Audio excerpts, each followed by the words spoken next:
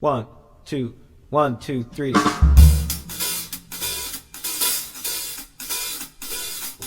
What's up, everybody? Welcome back to my channel. I hope you're all having a spectacular Monday. So today's video, we're going to talk strictly like theater or actor related. We're going to talk about a website, having a performer website or an actor website. I am a firm advocate for having a website because there have been several instances for me personally that casting directors or choreographers have commented on things that I put on my website. So I think it's really important, especially in this day and age, if you are a performer, you sort of have to market yourself and put yourself out there if you are not famous, right? With famous people, you have publicists and they do all that for you. But right now, for individuals, it's sort of all on your own. And I credit my website to some of the reasons why I think that I've had continued success in this business. So today's video is going to be sort of like tips and tricks of what I have done that I think works well for my website, and hopefully you guys can take this time while we're not having auditions to create your website and or update it or sort of do whatever you want with it. These are just some things that I think are really beneficial. Again, there's no like do it one way or do it the other way. But if this helps you, if you're in college and you're looking to get a website going for when you graduate, these are some tips and tricks that you can do. And I am recording my screen so you can sort of see what my website looks like. Before we get started, please don't forget to subscribe. It'll really support my channel, and we will go ahead and go in. So the first thing that I want to talk about is your domain. I personally think that it should be your name or as close to your name as possible without adding underscores, periods. Now, that being said, people have duplicate names, so you might have to add one or two things because the domain might already be taken. So when you type in my website, or just even my name, Emily Jean Phillips, the first thing that pops up is my website, and my domain is emilyjeanphillips.com. So it's very easy to search. Even if you search my name, that's what pops up. So I'll click on my website. Okay, so I clicked on my website. The second thing I want to talk about is cleanliness. I have seen a lot of actor websites or performer websites that are very messy, very hard to find things, too many colors, too much sort of like graphically. I think it's easier, or it's more appealing to people to want to keep clicking on your website if it's clean and easily organized. So right when you look at mine, it says my name right on top. I've got 3 photos as like a cover photo. I should update that, but you know, that's what we've got right now. So it's enticing to the eye. And then I've got everything sort of broken up into categories. I have theater, I have dance, TV and film, choreographer, modeling, and then connect. Again, this can all vary based on what you do. If you're strictly TV and film, that's all you need to have. I dabble in all 3. So I do musical theater, I create dance videos, so I want people to see my choreography and my editing skills. I have started to do TV and film, so I have some TV and film stuff. I would definitely say don't put anything on here unless you have the credit to back it up. Does that make sense? You don't want to just put something out there because you did one TV audition. You sort of want to have something under your belt or your reel before you put anything on your website. Choreographer, I do a lot of choreography stuff, so I have a bio and choreography reels. Modeling, it's not real modeling, it's just editorial pictures that I had taken of me, but I use them to get auditions, so I want people to see them. And then connect. So I've got 1, 2, 3, 4, 5, 6, so I have 6 brackets of stuff that people can click on. On my name, also you click and that's the main page. So as you scroll down, this is current news. So obviously there's nothing current since March 2020. I haven't really updated it because I haven't really done anything performance related. But the last thing that I did was I choreographed and produced a video. And then you can click on that video. I also highly recommend, if you have videos of yourself, you should put them on YouTube or put them where someone can search you and see. I mean, if you've watched the TikTok musical, everything, you could get hired from the internet. I know that I think the main girl on the Mean Girls tour got hired from her YouTube video. So I think that's key. The more video, good quality production stuff that you have of you singing, dancing, the more likely you are for people to see you. February, I have some of the extra work that I did. It's good to get their attention with the like logo of the TV show. I did a recap of my tour with Cats. Here I have, this is an interview I did with Cats. You know, even if you're on the road and you're not auditioning, you should still keep updated with everything that you're doing. We had a photo shoot with Eli Warren, who is an amazing photographer out of North Carolina or South Carolina. We reached 100 shows with Cats. I was featured on People magazine with Rebel Wilson. You know, just sort of keeping everything updated. All of the things that I produce, I also put on here, not just performance related of like me getting hired, but what I produce as well, more extra work, my choreography. And then you can add, you know, like once you finished a show, you can do the show reel and some pictures from the show. So that's just sort of, you can sort of scroll down and see everything on my current news page, and everything is still here literally from this was my first post in 2015. I sort of keep it all because I want people to see everything that I've done. So that's the main page. Then you go and you click on resume. Another thing that I recommend, if you've got pictures of you performing, put them on your website. I made a little compilation here. This is me playing Helena Landless, Rizzo, Jenny Anydots, Cassie in a Chorus Line, and Mimi in Rent. And then I have headings on all of my different pages. So resume, headshots, all that kind of stuff. And then on my website, I have my full resume. So this includes TV and film, my dance companies, concerts, special events, training, special skills, all that kind of stuff. I don't include all of that on my regular resume because I don't think that it means as much. Then you can click for a PDF of my resume, this is the resume that I show. Oh, you know what? I actually have the TV and film. Haha. I actually do have a little bit of TV and film on my resume. So, you know, who knows? And then you can also click on my headshot if you want to download it. So you want them to be able to click and download if they want to search you. Also, everybody should have an Actors Access account. My agent requires it. This is how he submits us. Again, on Actors Access, you put everything that you've ever done. Basically, I even have like educational theater. Everything that you've done on there, including different headshots. The next breakdown is headshots.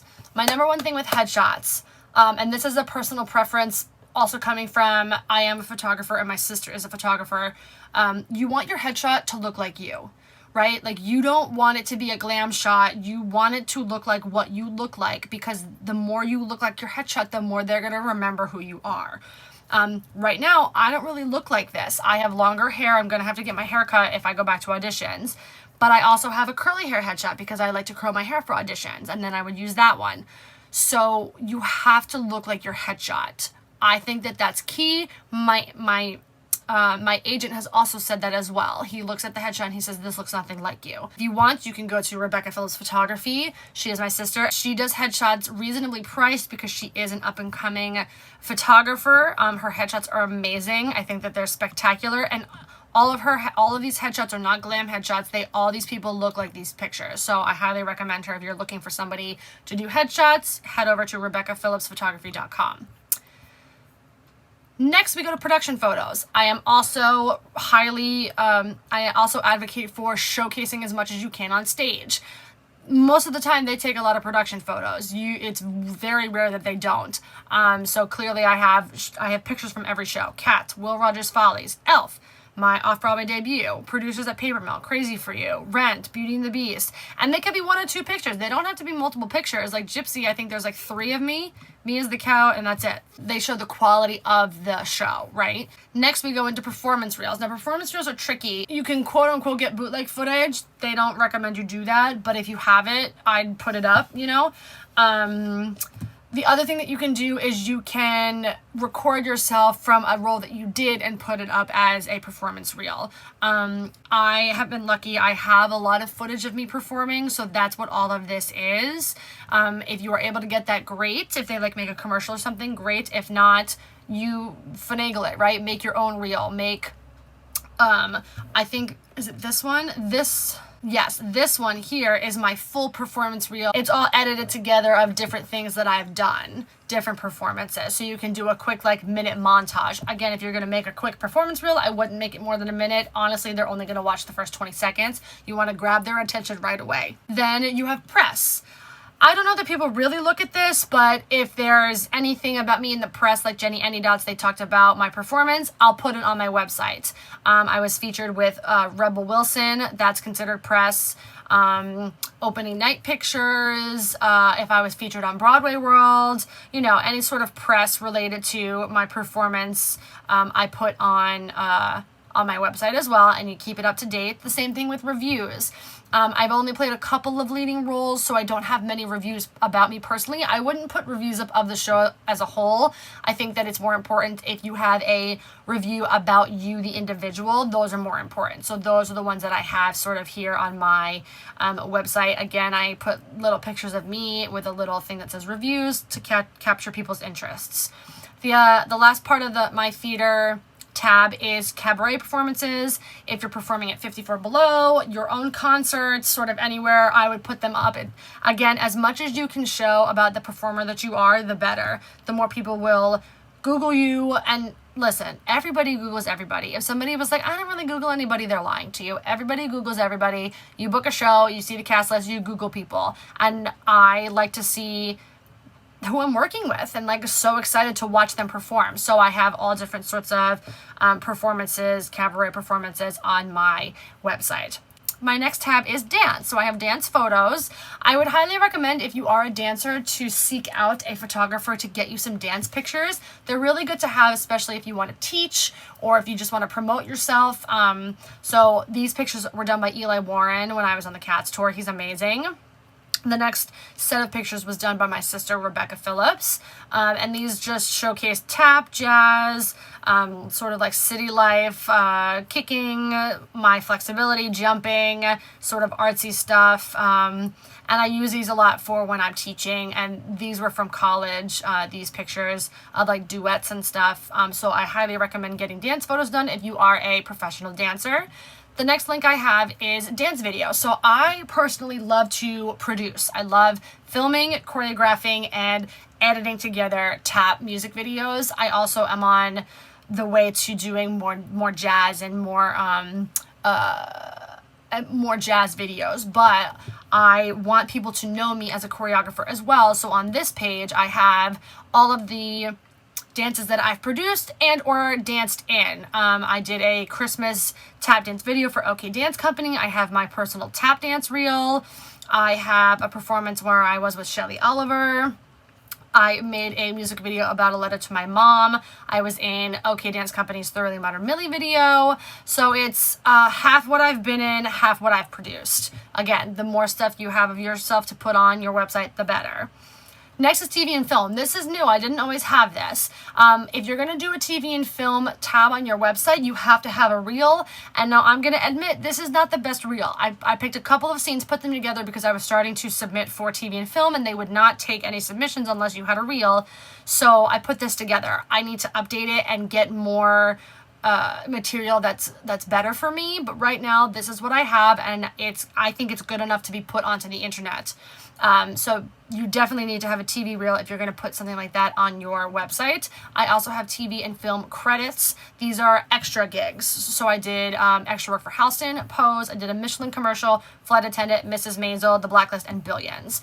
And again, you have to be specific about what you're doing. You can't just say like, she was a co-star on The Blacklist. No, I was an extra. And you're open and honest and transparent about that. The next tab I have is choreographer. I do a lot of choreography, so I want people to know who I am if they want private lessons and or for me to choreograph a dance for them. These are some, I mostly do tap dance choreography, so these are some tap photos of me tapping. I have a little bit of a bio here about the kind of teacher and choreographer that I am. And then I have more pictures and a tab where people can message me for questions, classes, private lessons, anything like that, and that will go to my email address. Also under choreographer, I have choreography reels. If you are a choreographer, you have to showcase your choreography. So these are all of the different things that I have choreographed. A lot of them are for competition dance, and then these are the tap dance music videos that I told you that I like to produce. So everything on here showcases my choreography. The next is modeling. Again, I am not a professional model, but I have had editorial pictures taken by people that I've hired, so I think that they're important to showcase, and you can use these photos if you are submitting for a modeling gig. So these photos were taken by Eli Warren. These photos were taken by my sister, Rebecca Phillips. Yeah, and they just sort of showcase me being a model if I were to get hired as a model. It hasn't happened yet, but I think that they're great photographs to show on my website. The last one I have is connect. Obviously, social media is really important when it comes to being a performer, so I have my Instagram, which is connected, although it hasn't really updated. But this is my Instagram that is connected to my website, and then I have a send me a message portal where you can email me about anything on the website if you want to talk. And that's it. You can also click on my main page, and that brings you back to the main page. So that's sort of my website. I do make it with Squarespace. I think Squarespace is a really good platform for you to have complete control over what you want to do. They also have really clean, simple templates. I really haven't changed this much. I've maybe changed the gray color a little bit over the course of the 5-6 years that I've had this website. They're also decently priced. I think it's $96 a year, and I think you buy your domain, and then it's your domain, and you don't have to pay your domain like GoDaddy or something like that. So I really advocate for Squarespace. I think it's a really good platform, and it gives you a lot of creative control. Also, something that's really interesting, I can't show you because I'm filming on my phone, but they have an app where you can monitor like where in the country people are viewing your website, how often people go to your website, what they're clicking on, sort of like YouTube. So it gives you control over like what people are looking at the most, and that sort of helps me to showcase what I want to show on my website. I do think that having a website is super important. I think I can give you some other examples of great websites. Liz Pacini has a really good website. If you don't know her, she is a performer and a teacher at Broadway Dance Center.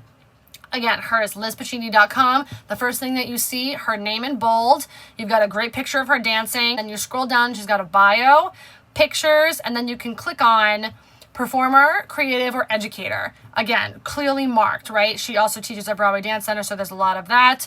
Career highlights. I really like her website design. It's black and white, and you can sort of go in and just click on which ones you want to look at. And I think it's pretty updated. It's staying updated. It's hard right now because no one's really doing anything. So I haven't updated mine since March, obviously, because there's nothing going on. But I think it's really important to update websites. Another great example is my boyfriend John Scacchetti. His is super fun. His friend designed his logo. So you see that little spin, you say click to enter. This is his logo. You can pay somebody to make a logo, you can make your own. These are updated photos that my sister took of him because he is older, and his headshot, he looked really young. Again, we've got news. He hasn't updated in a while because nothing's been going on. But you've got news, and then you can click on everything that they've done. Headshot and resume. Again, headshots are laid out. Again, you can see, look at how the difference. Really old headshot, really young. He looks so young. Now he looks like his age. That looks like him when he walks into the audition room. And then he's got one for a tap dance. These are the ones that he uses when he wants to teach. And then you've got your resume. Again, your resume should be broken down, easy to read, showcasing what you've done. Media, he's got videos, production photos, instructor, his teaching schedule, and connect. I think these are really good examples of a clean website. Yeah, so that's sort of my tips on how to make a website. Obviously, there's a lot of work that goes into it, of getting the material, breaking everything down, sort of designing it. I know that there's a lot of YouTube videos of how to make a website. I did this all on my own. My friend Casey Gill did help me get started years ago. But yeah, you can really manage it on your own. Squarespace is really good with that. And they've got templates that you can follow if you are not a web designer. I personally didn't pay for somebody to do it. I like learning this kind of stuff because I think that you have to be in charge of your own destiny. Now, that's saying if you don't want to do it, hire somebody to do it and like get yourself a fierce website. Cool. But I like to have creative control over what I put out on the internet. So yeah, those are my tips and tricks. If you guys have any questions about website design, logo design, what's important on a website, I mean, I hope I answered that. finding a photographer, finding an agent, any of those sorts of questions, leave a comment below and maybe I'll do a separate video on that. Otherwise, please don't forget to subscribe before you go if you haven't already, and I will see you guys in the next video.